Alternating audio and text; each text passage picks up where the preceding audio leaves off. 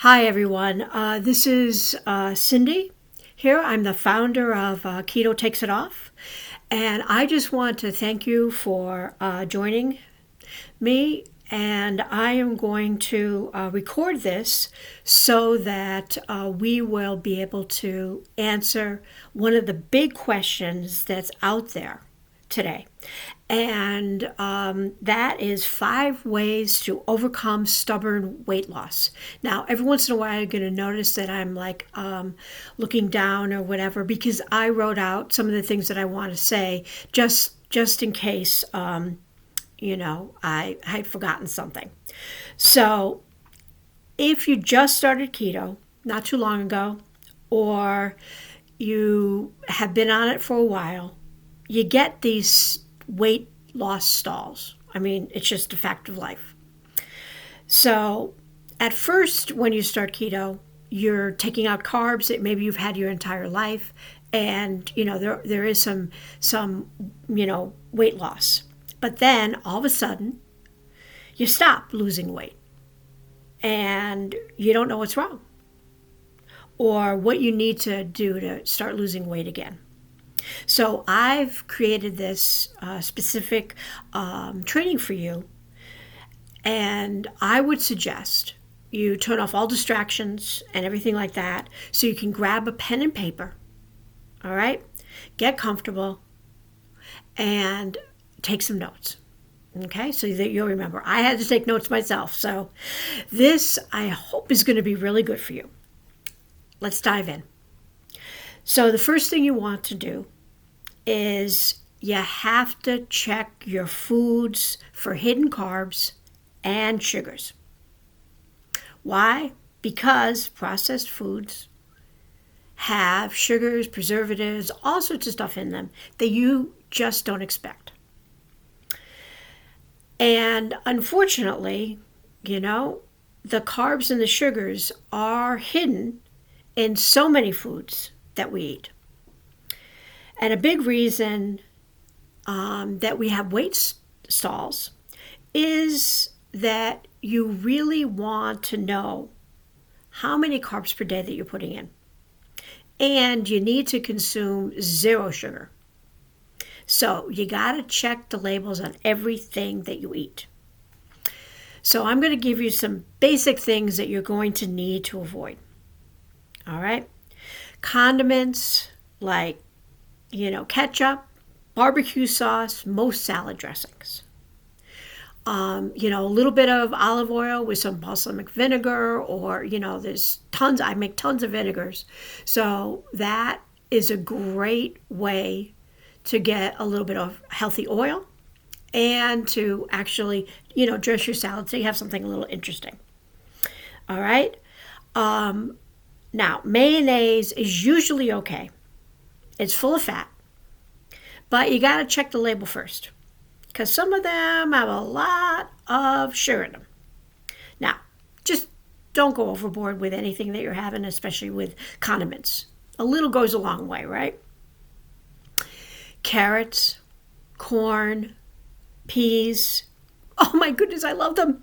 But they often have up to 20% carbs in them. Try to replace them with broccoli, cauliflower. Cauliflower is our new best friend, people. Bacon, olive oil, sauteed spinach, kale, Swiss chard. Oh, there's so many things, and they're just delicious. My favorite thing right now is sorrel, okay? It's growing for me like a weed, and I have it all the time. Oh, what I had to give up, though, was milk. Okay, I grew up on milk. I'm an old lady now, and I basically still drink milk. But when I went on keto, all right, a glass of milk contains up to a quarter of your daily carbs for that day. And it has a lot of sugar in it these days. All right, so I know it sounds crazy, but you got to skip the milk. Not good for keto. Pasta sauces. Okay. Especially the tomato-based ones. All right. it's actually pretty easy to make sauces yourself. So what I would say is that I've looked at so many labels, and 100 grams of sauce actually has 10 grams of carbohydrates and lots of sugar. Not good. So you say, tomato sauce on yourself, on your own, is basically too sour or this or that. Rosemary, okay? A little bit of nutmeg. Those you can add to the sauce and totally changes the acid out. So think about not buying those pasta sauces, especially because they're getting pretty expensive. All right, processed meat. We have lots of processed meat lovers, okay? I love it too. I actually said to someone, please don't eat hot dogs. You can't get more processed than that. These meats, they're tasty, but they're, again, filled with hidden carbs and sugars and all sorts of preservatives. Things like salami, right? I've already said hot dogs, sausages, beef jerky, corned beef, smoked meats, all right? You gotta read the labels. They can be loaded with carbs and sugars. So you gotta read the label before you buy. Fruit, all right? I live in like the fruit capital of America. I think the only other place is Florida that has as much. So I used to drink a lot of orange juice. Don't drink orange juice anymore. That is really important for you to recognize that so many fruit juices are so filled with carbs and sugars. If you love, fruit, go with things like strawberries, blackberries, raspberries, cranberries, gooseberries. You get the idea, all right? Blueberries have a little bit more. So each fruit is a little bit different. Now, I put up all the information about carbs from the Department of Agriculture site. They have done a lot of the studies and things like that themselves. They haven't, outsourced it to corporations. But I want you to know these are only estimates. So don't make yourself, crazy about that. All right. A lot of the other fruits will give you stalls. I still eat grapefruit though. Now, what that tells you is you can have lemon, you can have grapefruit. So if it tastes sweet, all right, basically just avoid it. Now, I know you've been eating the foods above, and if you're stalled, just cut them out and see if you start losing weight again. And as I said before, and I'll probably say it another million times, read your labels. Check for the carbs, for the sugar, in everything that you buy and put in your mouth. Okay? Now, drink more water. Hydrate, yes. Did you know that 75% of Americans are chronically dehydrated? A lot of the people that I work with, okay, they just don't want to drink water. When your body craves water, all right, it goes into survival mode. And this panic causes your body to hold on to any weight as long as possible, right? Now think about this. Our ancestors didn't have an abundance of food, right? What did they have? They had so many situations where they had to survive. And they did that by holding on to their weight, right? If you are only getting gruel, honestly, you are going to want to have every little bit of weight that you have, all right? We don't live that way anymore, all right? So 3 out of 4 people are dehydrated, and you could probably just use a lot more water in your diet.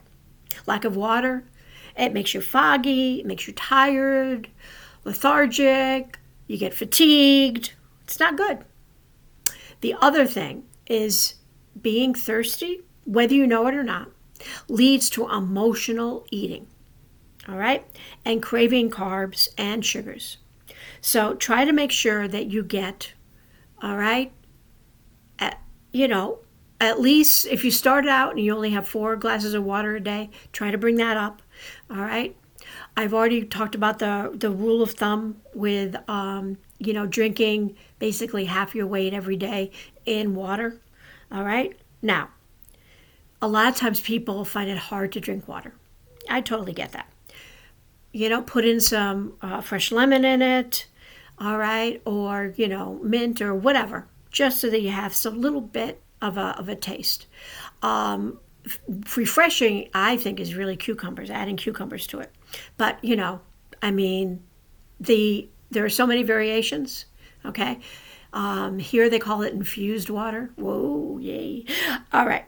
Anyways, you're not going to want to drink soda, right? All right. So you're going to have trouble getting off soda, especially with, the diet sodas and everything like that. These are really addicting. All right. So if you drink a lot of soda, then try just carbonated water instead. You'll get the sensation of the bubbles, all right, but without the sugar and the artificial sweeteners. All right. Next, I gave you morning routines. And the reason that I gave you morning routines is because I'm going to give you nighttime routines too. Because a really important thing with stalls is that you're probably not getting enough sleep. Americans don't get enough sleep anyways. All right? This is big. Sleep is often forgotten when people try to lose weight on a keto diet. Lack of sleep is a deterrent to your metabolism changing, right? If you don't get enough sleep or you have irregular sleep, it affects your circadian rhythms, your natural sleep cycle and awake cycle, that usually you want to get up as soon as it's light in the morning and go to bed when it gets dark, all right? We all have enough trouble with this anyways because we work 24/7, right? So this stops your body from losing weight. You see, sleep deprivation increases your cortisone levels. That's your stress hormone. And cortisone actually triggers weight gain. So you can be starving yourself, but you don't get enough sleep, and then you're going to gain weight anyways because your body, again, is in survival mode. All right. I really believe in this stuff, so I'm sorry I get excited here. Also, if you don't get enough sleep, your body actually craves snacks and sugary foods because you want a burst of energy. You want to feel better, right?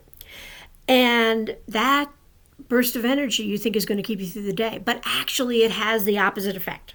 So essentially, not getting enough sleep at night makes you fat, right? So if you're not sleeping right, you need to fix that. All right. And I'm going to actually be posting some stuff about that because I was never a really good sleeper and I had to learn how to do it. So I will give you a lot of information. All right. So you want to make sure that you're getting enough sleep, but there's no need to panic. All right. If you get worried, you're not going to sleep as well. So here's some ideas about getting a good night's sleep. All right. You want to, before you go to bed, keep the lights dimmed. All right. And you want to avoid using, your smartphones. All right. And your computers before bed. So studies show that there's blue light that comes from your phone and laptop, and it mimics the brightness of the sun, which tricks your body into believing it should be awake instead of going to sleep. All right. So I suggest instead of looking at your phone or your computer that you read a book before bed. All right. It'll wind you down and other things, breathing, praying, anything that's going to relax your nervous system. All right. I'm going to be posting about this, but just recognize, just like you need a morning routine, you need a sleep routine. All right. Try to turn sleep into a habit. All right. The best is if you can go to sleep and you can wake up at the same time each day. Avoid napping, all right, late in the day. This can actually ruin your chance of sleeping that night. Now, there are different sleep schedules, so, it's a little complicated, but it's kind of the rule of thumb for most people. All right, stay away from coffee. Remember, coffee, tea, black tea, they have a half-life. They keep you awake for 5 to 8 hours, depending on the person. So, they are stimulants. Stimulants, all right, in your nervous system, it keeps it revved up. So an overactive nervous system will never let your mind sleep. And that's not a good thing. All right, breathing. Do simple breathing exercises. Lay in bed and just pay attention to your breath. Notice the inflow and the outflow. Then pay attention to your feet, getting your feet more relaxed. All right? Then pay attention to your calves and your legs, all while you're breathing. In and out. Now, some people say, okay, breathe in your nose and out your mouth. You can breathe to a number. All right? But the important thing is that you want to get more relaxed as you do this. Then pay attention to your calves and legs and feel them relaxing. And then you go to your lower back and your belly, right? You're just going up your body, saying goodnight to everything, all right? Finally, you're going to feel your chest and your upper back relax. Enjoy the relaxation. How many times you get to relax in a day? Then put your, shoulders and your neck, right? Feel deep relaxation. Now you hold a lot of tension a lot of times in this part of your body, so just let them relax. We want no muscle tension at all. Then feel the muscles around your forehead, around your eyes, your jaw, right? Just let your whole head completely relax. Then concentrating on your breath, you're just going to enjoy that calm and soothing relaxation throughout your body. Just feel how good it is to be completely relaxed. And do this, and you'll fall asleep into a relaxing, just restoring sleep. These are just a few things about establishing a healthy sleep routine, and they'll do wonders for your health, your happiness, plus your weight loss. All right, now, this is a hard one. Stress is a huge problem. Our lives are chaotic and they're busy. And stress is actually one of the most common causes for a weight loss stall. It causes you to crave foods too, especially those sugars again. So, one of the greatest de-stress techniques is to actually move, and even better, to exercise. That might seem strange, as exercise can also just feel really difficult. But studies have shown again and again and again, right? I mean, literally, hundreds of thousands of studies at this point around the world, that it lowers overall stress levels. And they can measure that, right, by the kind of hormones that you have in your body. So it doesn't have to be anything like, sweaty or difficult or, don't make yourself crazy about this. I just want you to move. And just a brisk walk around the neighborhood is all you need to release a little stress and worry. When I was growing up, I always had a constitutional after eating dinner. And I really think that that was a really good habit. Now, unfortunately, with all the projects I've got going on, I don't actually get to do that every day. But I try to make it up with other things. Now, in fact, no matter how stressed or worried you feel, you're always going to feel better after moving, right? After a walk, after just moving to some music, dancing. I don't really care what you do. The point is to just get up and move. Now, something about keto is intermittent fasting. Now, at first, fasting I'd only done for spiritual reasons, but now intermittent fasting is a fantastic way to actually rest your body, your digestive system, your microbiome, right?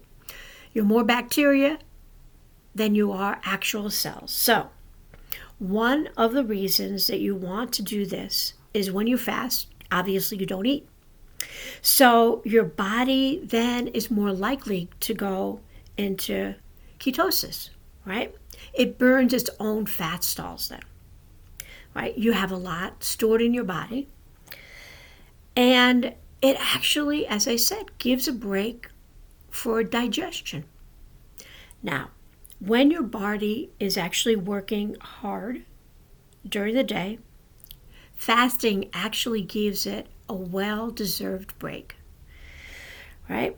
So you can easily break through this plateau when you are, really conscious of not just what you eat, but when you eat, right?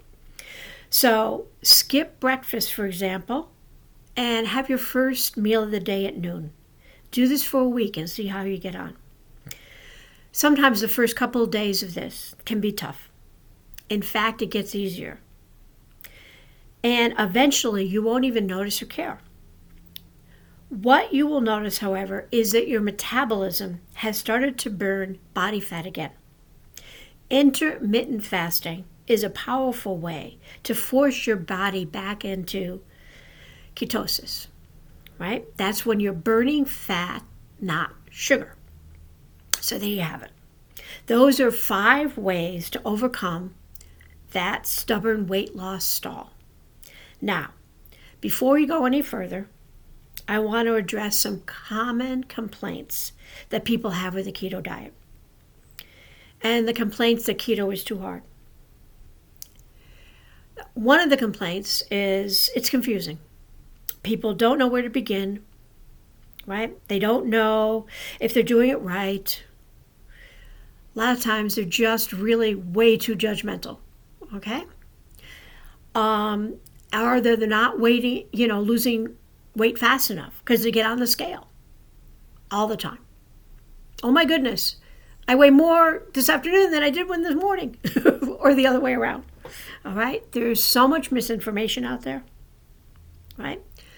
So I want you to keep posting in the group whatever issues you have, because we are here to support each other.